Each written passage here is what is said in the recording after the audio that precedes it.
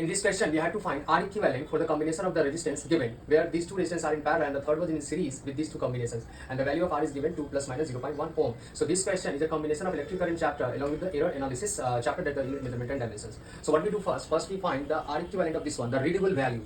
So by using this parallel circuit method, so 1 by R equivalent is equal to 1 by R1 plus 1 by R2. By putting the appropriate value, that is 2, we get R equivalent is equal to 1 ohm. Okay, now so for these two combinations there must be some error in the format like R plus minus del R. So R equivalent, we have already got 1 ohm. Now we have to find del R equivalent for these two combinations. To find the del R equivalent, we'll part differentiate it and we will get del R equivalent divided by R equivalent square is equal to del R1 divided by R1 square plus del R2 divided by R2 square. So del R equivalent is equal to del R1, that is 0.1 ohm. So 0.1 divided by R1 square, that is 2 square 4, plus same thing over here again, and here in divide it is R equivalent square, so it goes this side and being on multiplying this, so we get R equivalent square is equal to 1 square. Already we have got that, so 1 square is equal to 1. By solving this, we get del R equivalent is equal to 0.2 divided by 4, which equals to 0.1 divided by 2, which is equal to 0.05 ohm. So now we have got del R equivalent is equal to 0.05 ohm. So now R equivalent for these two, let's say